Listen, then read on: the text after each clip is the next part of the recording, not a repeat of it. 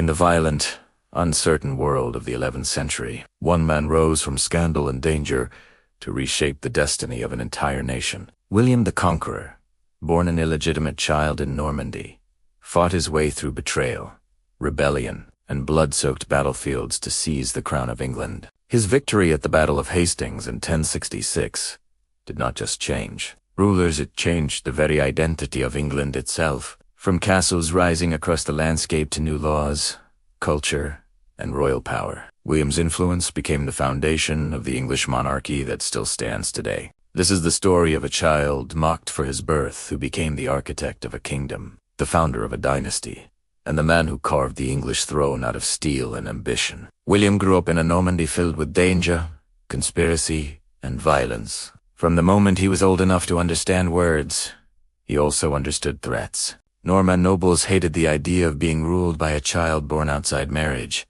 and many believed that killing William was the easiest way to solve the problem. Because of this, his childhood was spent constantly moving, hiding inside fortified monasteries, sleeping in different castles every few nights, and relying on loyal knights who risked their lives just to keep him alive. But these years of fear shaped him. They made him sharper, stronger, harder. At Achi 12B, William was already learning how to command men twice his age. At 13, he could ride a war horse at full speed, handle a lance without dropping it, and strike with the sword until his arms burned. His tutors said he trained with the intensity of someone who believed war was waiting for him. Normandy at this time was divided by rival barons who wanted the duchy for themselves.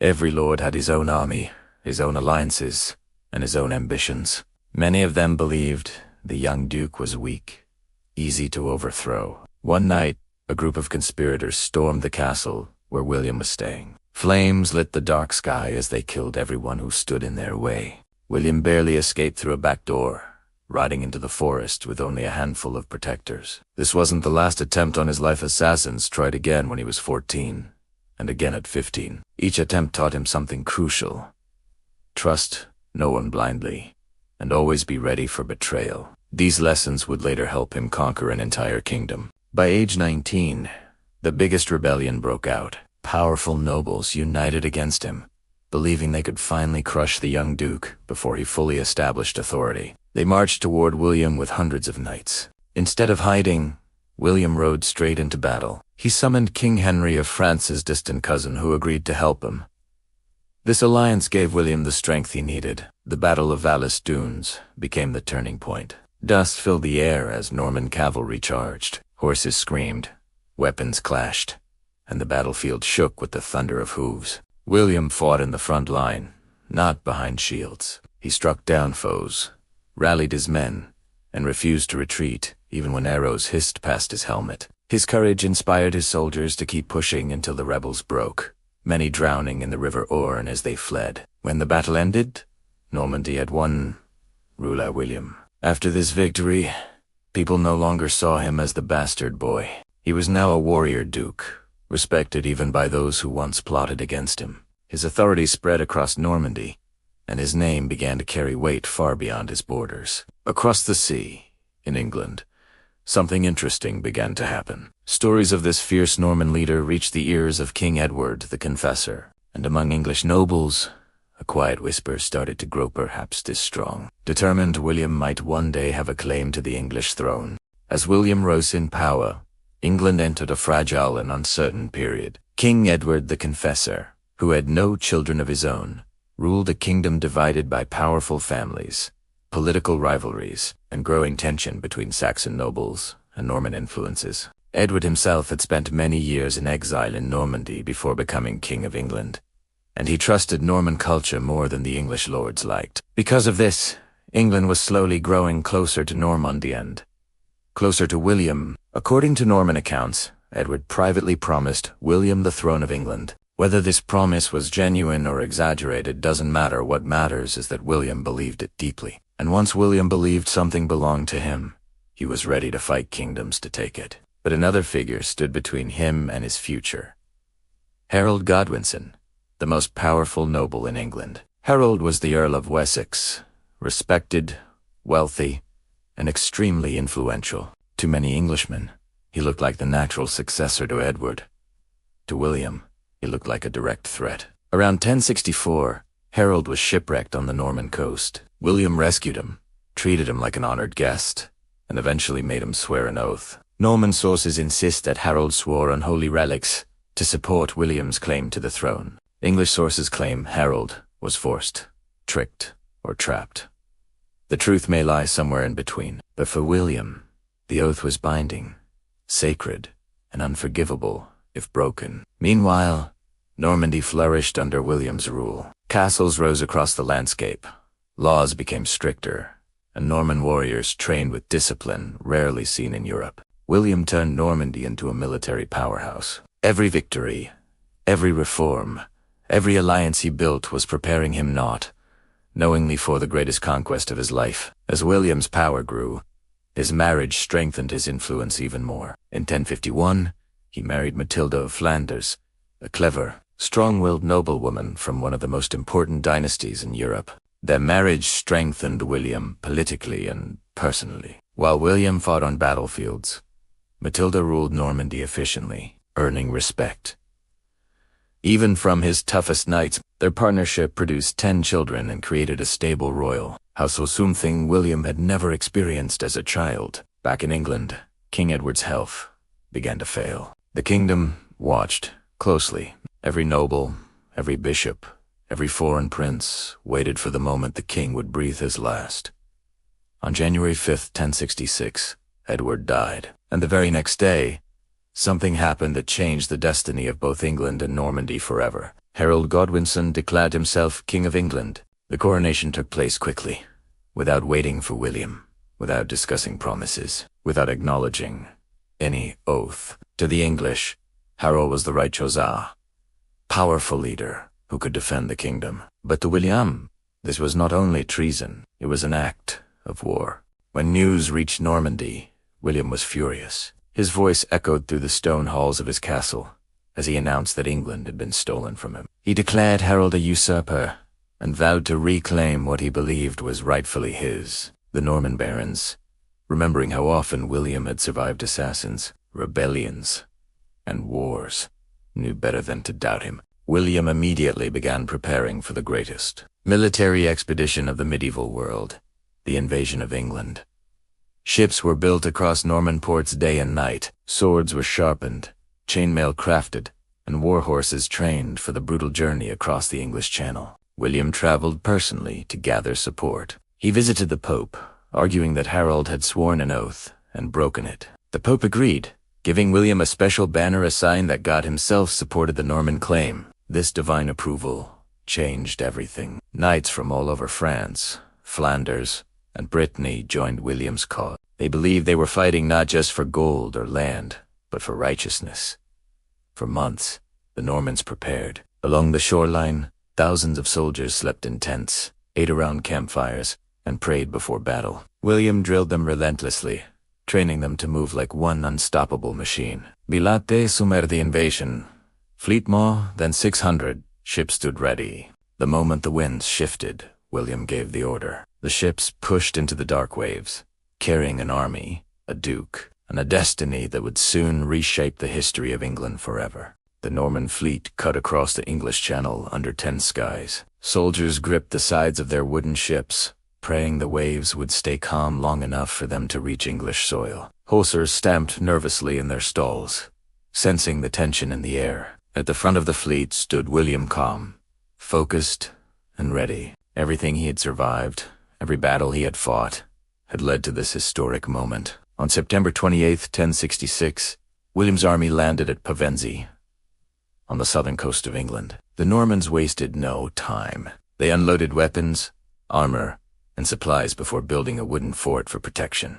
William moved swiftly, marching his army toward Hastings and constructing yet another fort. He wanted secure ground from which to launch the attack against Harold Godwinson. But Harold was not idle, just days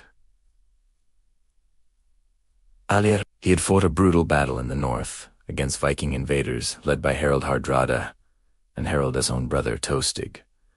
Although Harold won, the victory came at a terrible cost. His army was exhausted, wounded, and forced to march hundreds of miles south to face William. Harold reached London, gathered what troops he could, and then continued toward Hastings. His advisors warned him to rest, to wait, to gather reinforcements. But Harold feared William would grow stronger every day.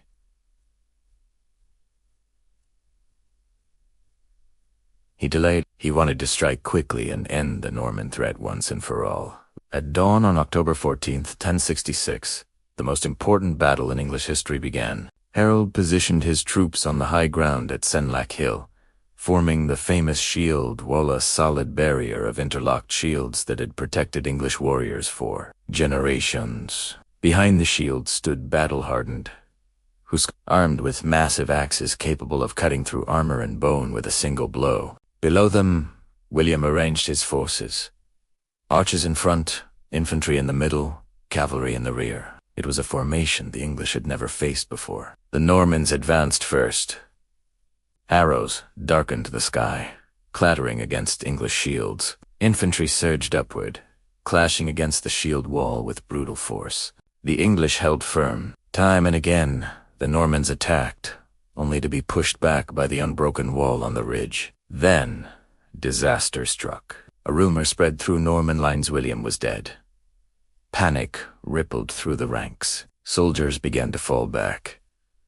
The English saw the retreat and charged downhill in a burst of confidence, breaking their own formation in pursuit. But William was not dead. Seizing the moment, he rode forward, pulled off his helmet, and shouted, "I am alive, and by God's grace I will conquer." Seeing their leader alive, the Normans regained courage. Inspired, they turned back on the English, who had chased them too far. Caught on open ground, the English were cut down. William noticed the mistake and used it again. He ordered feigned retreats pretending to flee, so the English would break formation. Each time they pursued, the Norman cavalry crushed them. As the afternoon sun dipped lower, the battlefield turned into a landscape of mud, bodies, and broken shields. The English shield wall thinned. Exhaustion clawed at Harold's men. Still, they refused to yield. Then came the moment that changed England forever. Harold, standing near his royal banner, the Golden Dragon of Wessex, was struck in the eye by an arrow. Whether this detail is literal or symbolic, every account agrees on one thing. Harold fell, and chaos followed. Without their king, English morale collapsed. The Normans surged forward in a final, devastating charge. The English ranks shattered. Warriors fled into the woods, leaving the field to William. The Battle of Hastings was over. William stood upon the bloody hill, surrounded by the fallen. He had done what no one before him had accomplished. He had defeated an English king on English soil. But the victory was only the beginning. England was not yet his. He would soon discover that winning a throne is far easier than keeping one. After the dust of Hastings settled, William knew that winning the battle was only the first step. England was a land of restless nobles, divided loyalties, and deep resentment. The surviving Anglo-Saxon lords retreated to their strongholds, raising troops and fortifying cities. William could not simply declare victory and expect obedience. He had to conquer hearts, minds, and castles. He moved cautiously, yet decisively, marching south toward London. Along the way, he built temporary wooden fortifications, ensuring his supply lines were secure. The Normans had learned from experience that holding ground was as important as winning it. William's strategy was methodical. He combined military pressure with psychological dominance, letting tales of Norman ruthlessness spread faster than the army itself. The march toward London revealed the fractured state of English society. Local communities were wary, and many nobles tried to negotiate. Some swore loyalty immediately, while others plotted resistance. William understood the delicate balance between fear and respect. Excessive cruelty would provoke rebellion, but leniency without authority would be seen as weakness. In November 1066, William reached the outskirts of London. The city's gates were heavily guarded, and the English defenders were determined. William tried to negotiate, sending envoys and offering terms of surrender. When the city refused, he began to lay siege, demonstrating both military skill and psychological acumen. The Normans cut off supplies, controlled key approaches, and used intimidation to weaken resolve. During the siege, William displayed a rare combination of patience and ruthlessness. Minor skirmishes erupted, with Norman cavalry raiding surrounding villages to pressure the city. Meanwhile, William maintained strict discipline within his own army, ensuring his forces remained motivated and loyal. He knew that victory depended not just on strength, but on the perception of inevitability. Eventually, London's leaders recognized that further resistance was futile. They negotiated, pledging allegiance to William. With the capital under his control, William was crowned King of England on December 25th, 1066, in Westminster Abbey. The ceremony was grand and symbolic, blending Norman traditions with the ancient rituals of English kingship. William understood the importance of legitimacy. A crown was more than a symbol. It was the key to loyalty and authority. With the throne secured, William turned his attention to consolidating power. The Norman conquest was not simply about a battle, it was about creating a lasting structure of control. He redistributed lands, granting estates to his followers, and systematically displacing Anglo-Saxon nobles. Castles rose across England, stone fortresses that would dominate towns and intimidate potential rebels. These fortifications were both defensive and administrative, ensuring Norman authority could extend into every corner of the kingdom.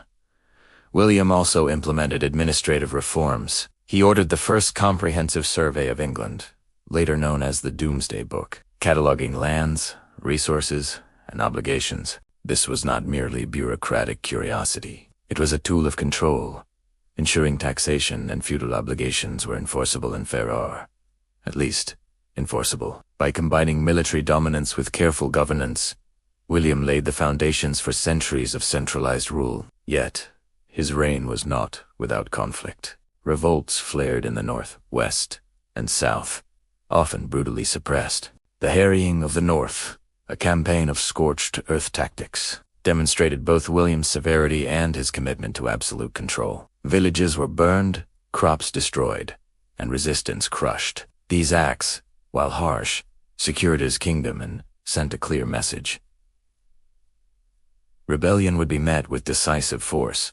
Despite these challenges, William also cultivated alliances through marriage and diplomacy. His family was married into European noble houses, creating bonds that extended Norman influence beyond England. The king understood that power was as much about relationships as it was about armies. Throughout his rule, William remained a symbol of authority, blending fear and respect. He enforced justice, maintained loyalty among his nobles, and projected the image of a monarch whose will was absolute yet calculated. The English throne, once vulnerable and contested, had become a seat of organized power under his hand. William's legacy was profound. By the time of his death in 1087, he had transformed England's social, political, and military landscape. Norman institutions, architecture, and laws reshaped the country, while the integration of French and English culture laid the groundwork for centuries of English identity. The conquest was complete not just through war, but through governance,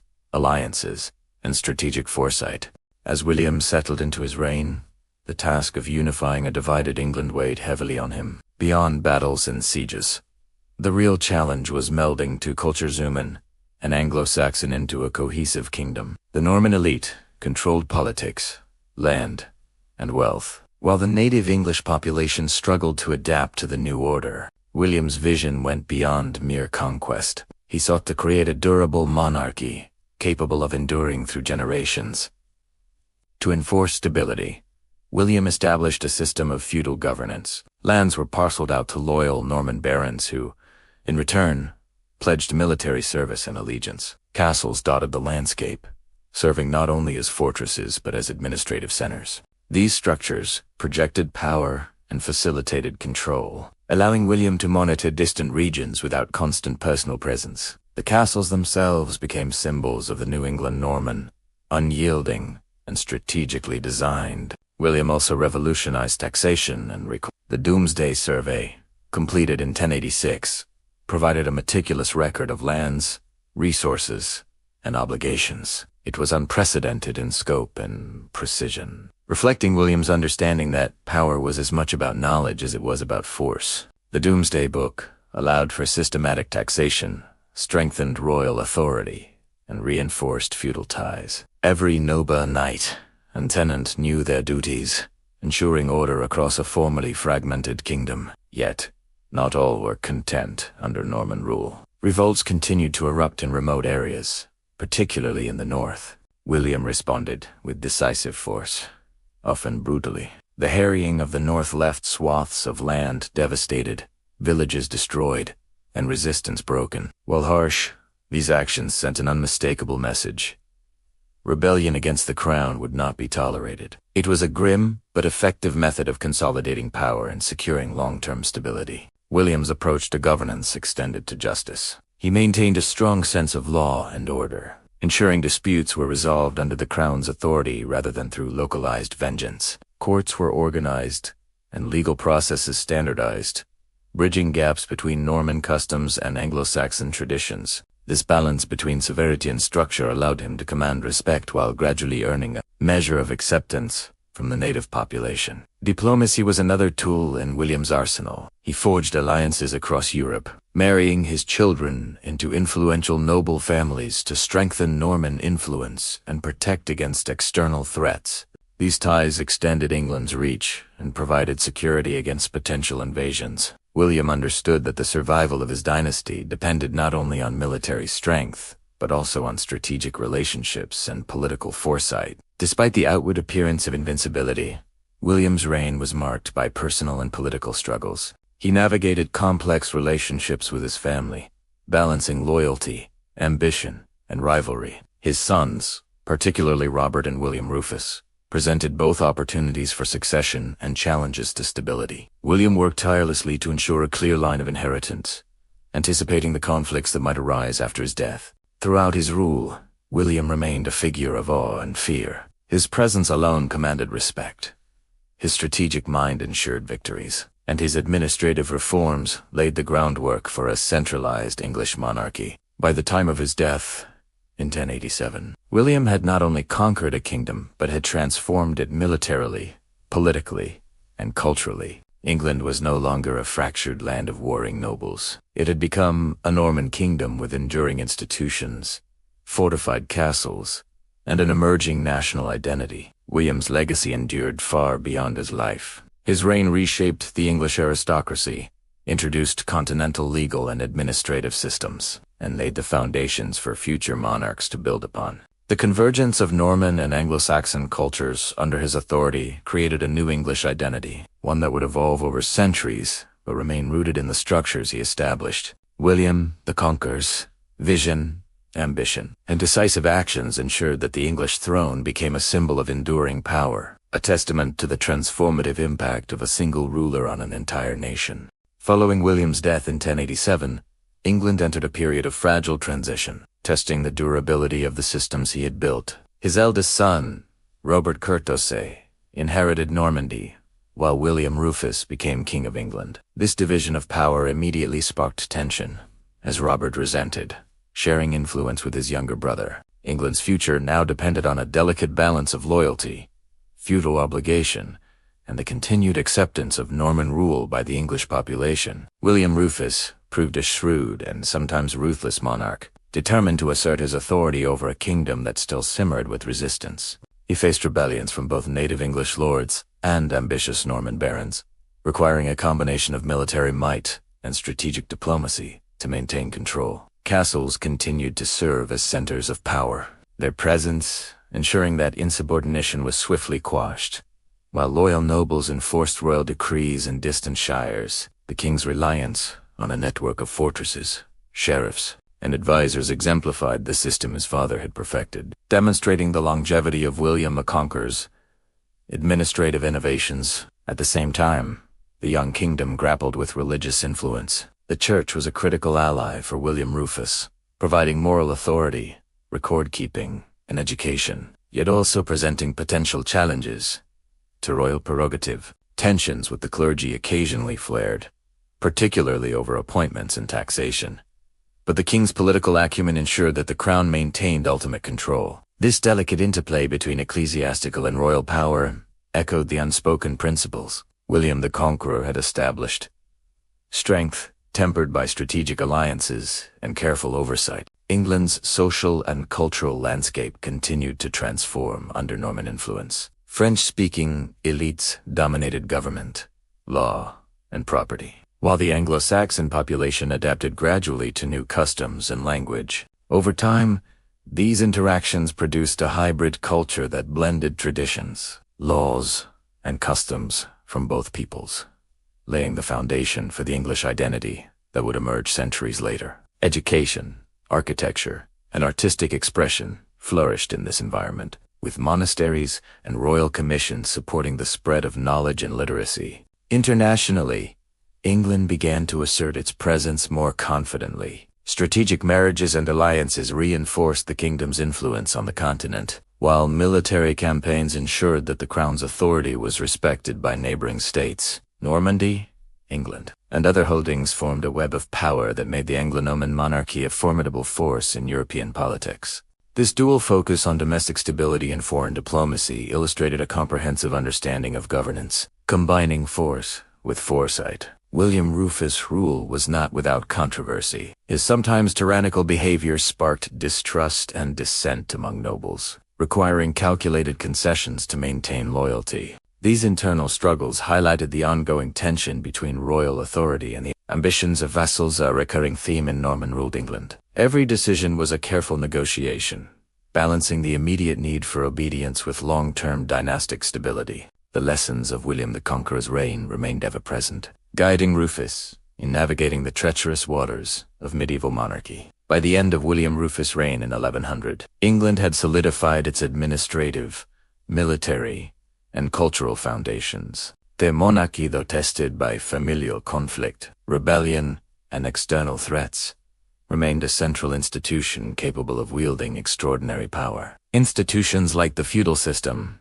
the network of castles, and the Doomsday Survey continued to provide structure, while the blending of Norman and Anglo-Saxon traditions created a resilient social fabric. The kingdom stood as a testament to the enduring influence of William the Conqueror's vision and the careful stewardship of his successors. In this era, the British monarchy emerged as a complex entity, both feared and respected, absolute in its potential power yet dependent on the cooperation of nobles, clergy, and foreign allies. Its influence extended beyond military conquest, shaping culture, law, governance, and identity. The groundwork laid by William and his sons enabled England to navigate subsequent crises and expansions, proving that the legacy of the conqueror was not merely a story of conquest, but a blueprint for sustained authority. The final chapter of William the Conqueror's legacy unfolded through the reigns of his descendants, as the Norman dynasty confronted both opportunity and instability.